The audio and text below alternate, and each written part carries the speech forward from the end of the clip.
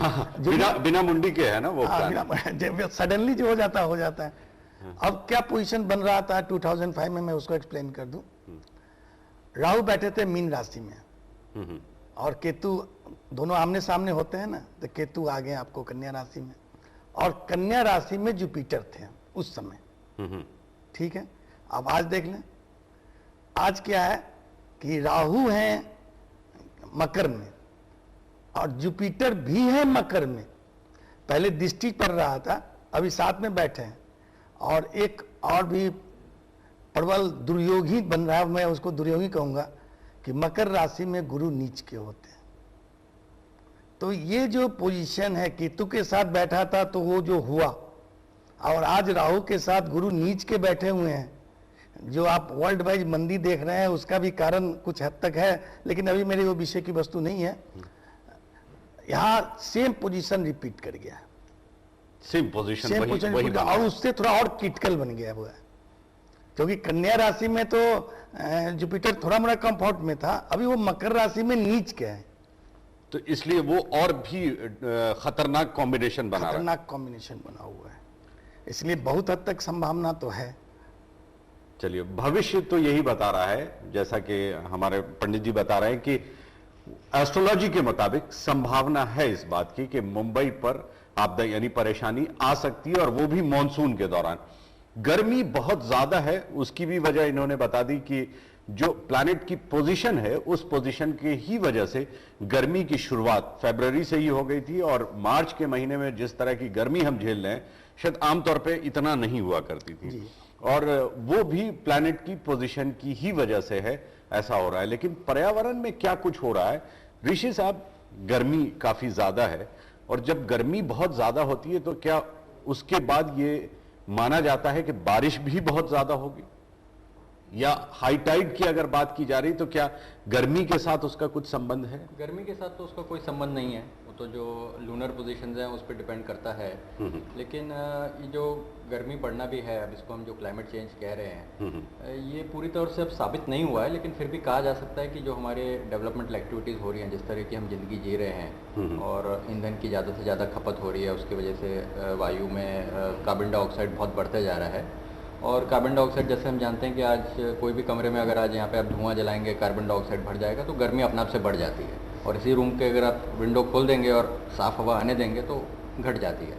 अब बॉम्बे जैसे शहर में आपने पूरे शहर को कंक्रीट कर दिया है, कहीं पे पेड़ जंगल आपने छोड़े नहीं हैं, हर दिन की आपकी 200-300 नई गाड़ियाँ रोड पे आ रही हैं, फैक्ट्रियाँ हैं। आही नानो जो लखटकिया कार है वो भी लॉन्च होने वाली। सोचिए, उसी पे हमारी कल परसों बहुत चर्चा हो रही थी कि किस तरह और रोड पे ट्रैफिक की भी प्रॉब्लम बढ़ जाएगी। तो ये सब जो आप देखेंगे तो इसकी वजह से आपका शहर में गर्मी तो बढ़ने ही वाली है, और उसका आगे हमको सबको एक साथ ही सोचना है, क्योंकि उसके जो दुष्प्रभाव आएंगे वो सबको हमको सबको ही झेलने पड़ेंगे। चलिए, ये परेशानी जो है ये सबको झेलनी पड़ेगी, लेकिन आप सुझाव भी दे सकते हैं, और हम यकीनन आपसे ये जानने की कोशिश करेंगे, और प्रशासन के लोग इस कार्यक्रम को देख रहे हों तो वो भी नोट कर लें इसे, कि उससे बचने के लिए हमें क्या कुछ करना चाहिए या क्या कुछ करने की आवश्यकता है। आपको क्या लगता है, क्या आवश्यकताएं हैं इन सारी समस्याओं से बचने के लिए, क्या कुछ किया जा सकता है? देखिए, जो 26 जुलाई 2005 की हम बात कहें तो जो सबब्स में 900 mm बारिश पड़ी थी, सिटी में तो 100 mm पड़ी थी, लेकिन सबब्स में जहाँ पे 900 mm बारिश पड़ी थी, वहाँ पे भी ऐसे कई इलाके थे जहाँ पे 1 इंच भी पानी नहीं भरा जी। आप Bandra, Santa cruise, Lokhandwala complex में हमने एक बहुत बड़ी स्टडी की थी, गोरेगांव, मलाड में कुछ जगह हैं 1 इंच पानी नहीं भरा था, क्योंकि उनके जो नज़दीक के मैंग्रोव के जंगल थे या तालाब थे, उनको लोगों ने बचा के रखा हुआ था, और ये जितना भी पानी भर रहा था वो उसमें निकल जा रहा था। जैसे अब लोखंडवाला कॉम्प्लेक्स में हमने एक स्टडी की थी कि 26 जुलाई में बाढ़ नहीं होने की वजह से करीब 100 करोड़ की बचत हो गई। तो उतना नुकसान जो अब समझिए कलीना इधर उधर हुआ था, क्योंकि लोखंडवाला कॉम्प्लेक्स में उतनी 900 mm से 1 इंच पानी नहीं भरा। और अब जो सुझाव हैं इसको सॉल्व करने के लिए ये वही हैं कि आप प्रकृति को समझिए। अब क्या इंसान ने पिछले 100 शताब्दी में इतनी तरक्की कर ली है कि वो अपने आप को समझता है कि अब हम कुछ भी कर सकते हैं, और हमारे भी जो इंजीनियर हैं वो भी समझते हैं कि नहीं, हम किसी भी तरह हम टेढ़ मेढ़ करेंगे, अपनी नदी को नाला बना देंगे, नाला से नली भी बना देंगे तो भी चल जाएगा, और हम टेक्नोलॉजी से कुछ भी कर सकते हैं। लेकिन हमारा वही कहना है कि जो प्रकृति है उसके पास मिलियन सैकड़ों सैकड़ों सालों की इंजीनियरिंग की नॉलेज है। प्रकृति में किस तरह पानी उठता है समुद्र से, किस तरह गिरता है पानी, किस तरह पहाड़ों से नीचे बहता है। और ये बहुत ज़रूरी है कि हम प्रकृति को समझते हुए अपने शहर को डिज़ाइन करें, ना कि हम अपनी ही समझ को लगाते रहें। बिल्कुल सही बात कही ऋषि साहब आपने, क्योंकि ये सारी चीजें जो हमने सीखी हैं वो प्रकृति से ही सीखी हैं। पानी ऊपर से नीचे पानी का आना, पानी का बहाव, ये सब कुछ आज, हालांकि पानी अपना रास्ता खुद बना लेता है, लेकिन चूंकि नदी को देखकर हमने ये सीखा है प्रकृति से कि पानी का बहाव किस तरह हमें टर्न करना है, एक उसके लिए रास्ता खुद बना के देना है। क्योंकि पानी अगर हम खुद बना के नहीं देते हैं तो पानी अपना रास्ता खुद ब खुद बना लेगा। नदी के खुद के अपना एक रास्ता होता है, हाँ, उसको भी हमको एक रिस्पेक्ट करना बहुत जरूरी है। बिल्कुल सही कहा आपने। और रहा सवाल कि 26 जुलाई 2005 जो सबसे बड़ी समस्या इस समय शहर के सामने है, वो ये है कि अगर बहुत तेज बारिश हो और उसी समय हाई टाइड हो तो जो ड्रेनेज सिस्टम जो समुद्र में जाके मिलता है उसको पूरी तरह से ब्लॉक कर दिया जाता है। अगर ब्लॉक नहीं किया जाएगा तो समुद्र का पानी शहर में दाखिल हो जाएगा, क्योंकि हाई टाइड है। तो हाई टाइड के समय एक तो ड्रेनेज सिस्टम पूरी तरह से ब्लॉक है, और जो ड्रेनेज सिस्टम जिसे हम कह रहे हैं वो एग्जिस्ट ही नहीं करता। तो जाहिर सी बात है कि पानी वो भरता ही चला जाएगा और वो अपना रास्ता खुद बना लेगा, और जहां जमा होगा वहां फिर पानी अपने ऊंचाई भी धीरे धीरे उसकी बढ़ती चली जाएगी, और फिर उससे हमें परेशानी होगी। अगर ड्रेनेज हो पानी के लिए, अगर हम रास्ता उसके लिए पहले से बना के रख दें तो हो सकता है कि समस्या कम हो जाए। बिल्कुल। क्यों नहीं, अब 26 जुलाई से अगर आप अब तक में देखेंगे तो काफ़ी नई ड्रेनेज डाली भी गई है। ऐसा नहीं है कि काम नहीं हुआ है, प्रशासन ने काफ़ी काम भी किया है और उसमें बहुत सारी ड्रेनेज डाल दी गई है। लेकिन इसको हम जो कहते हैं ना, एक पूरा कॉम्प्रिहेंसिव तरीके से आपको देखना पड़ेगा। आप अगर एक या दो काम करेंगे तो नहीं होगा, इकट्ठा ही हमको सब काम करना पड़ेगा। प्रकृति से चलते हुए काम, इंजीनियरिंग के सोल्यूशन और डिज़ास्टर मैनेजमेंट। तो ये जो लोगों को अब इसकी जो तीव्रता है, इसकी जो वो कम की जा सकती है। परेशानी तो होगी, लेकिन आज अगर आप लोगों को इन्फॉर्म कर दें कि हाँ भैया इसकी वो है, आप घर से बाहर मत निकलिए। तो जो 26 जुलाई में हम देख रहे थे कि लोगों को कम्युनिकेशन सिस्टम ब्रेकडाउन हो गया, सेलफोन नहीं चल रहा है, लोग अटके हुए हैं, वो होने की संभावना बहुत कम हो जाएगी। आपका जो इन्फॉर्मेशन टेक्नोलॉजी यूज़ करना है, आप SMS से लोगों को इन्फॉर्म कर सकते हैं कि भाई हाँ बारिश ऐसा लग रहा है कि 200 mm से ज़्यादा पड़ेगी। अगर आप ऑफिस में तो ऑफिस में ही रहिए, तो लोग बाहर सड़क पे तो कम से कम नहीं मिलेंगे। कम से कम प्रशासन ने तो काफी सबक लिया है इससे। और यही वजह है कि हर साल 26 जुलाई 2005 के बाद हर साल महानगर पालिका की तरफ से एक SMS आ जाता है कि आज तेज बारिश होने की संभावना है, अगर जरूरत ना हो तो आप अपने घर से बाहर ना निकलें। ये एक बहुत अच्छी चीज है। लेकिन और रहा सवाल बारिश का, ठीक है, बहुत ज्यादा बारिश जो 26 जुलाई 2005 को बारिश हुई थी, शायद 100 साल में या 90 साल में या 99 साल में उस तरह की बारिश होती है, लेकिन आमतौर पे तो मुंबई में काफी बारिश होती है।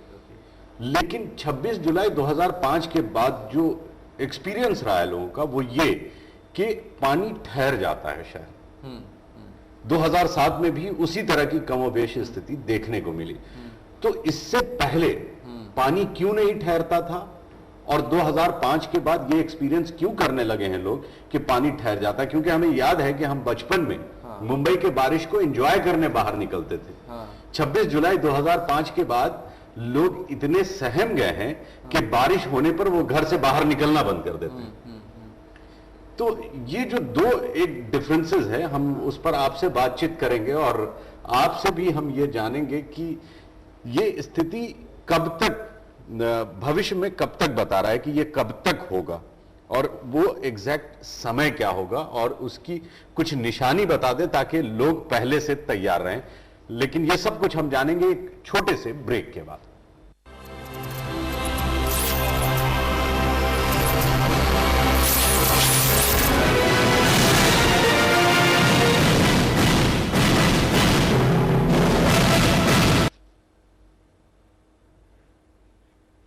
चलिए, हम चर्चा कर रहे थे कि 26 जुलाई 2005 को जो कुछ हुआ था मुंबई में, क्या दोबारा ऐसा हो सकता है? अगर दोबारा ऐसा हुआ तो फिर क्या होगा? हालांकि अब ज़हनी तौर पे लोग तैयार जरूर हैं, क्योंकि प्रशासन की ओर से ये इंडिकेशन जरूर दे दिया गया है कि ऐसा कुछ हो सकता है। और वैसे भविष्यवाणी भी इसी तरह की पहले से ही की जा रही थी कि ऐसा कुछ होगा।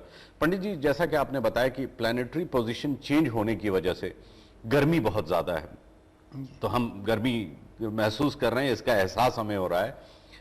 ठीक उसी तरह जैसे कि आप बता रहे हैं कि हो सकता है और संभावना है इस बात की कि 26 जुलाई जैसी स्थिति दोबारा यहां पर पैदा हो सकती है मुंबई में। कुछ निशानी उसकी बता दें ताकि लोगों को यह लगे कि यहां प्लानिटरी पोजीशन जो है अब उसी तरह के बन गए हैं और ऐसा कुछ हो सकता है। जी, मैं पहले बताया आपको कि जुपिटर की क्या पोजीशन है, गुरु की क्या पोजीशन है। गुरु मकर में नीच का है तो प्लानिटरी पोजीशन, और वो गुरु चंडाल जो योग बना हुआ है उसमें भी था और अभी भी है, ये तो है। तो प्लानिटरी पोजीशन तो ऐसा बन रहा है। अब आगे बात करते हैं कि ऐसी संभावना कब से कब तक बनती है। जी, मतलब सावधानी थोड़ी रखें तो अच्छा है जी।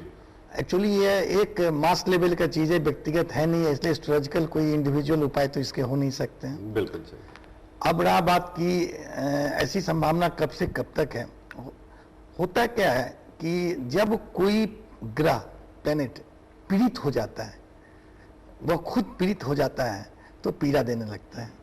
अब ये जो पीड़ित होने का कारण मतलब क्या, अस्त हो जाए। अब 26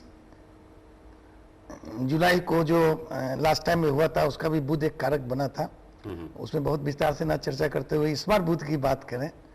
अब 28 जून को बुध अस्त हो रहा है। 28 जून को? जी, ठीक है। और 26 जुलाई तक वो अस्त रहेगा।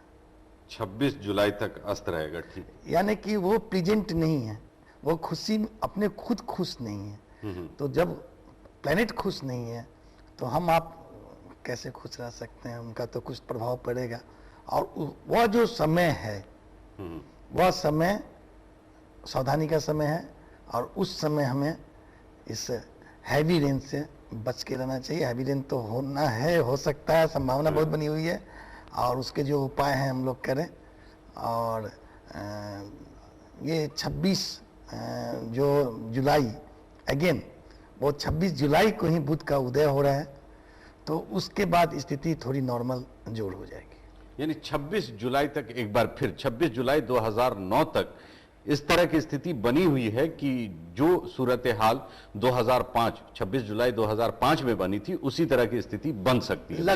लगभग प्लेनेटरी पोजीशन वैसा है, वैसी ही है, सेम है। हाँ, लगभग सेम है, लगभग सेम है। थोड़ा बहुत तो बहुत सारी चीज का अंतर होता है, क्योंकि एस्ट्रोलॉजिकली जो आज है 100% वो नहीं होगा, 2-4% आगे पीछे, लेकिन लगभग उसी तरह की स्थिति बनी हुई है।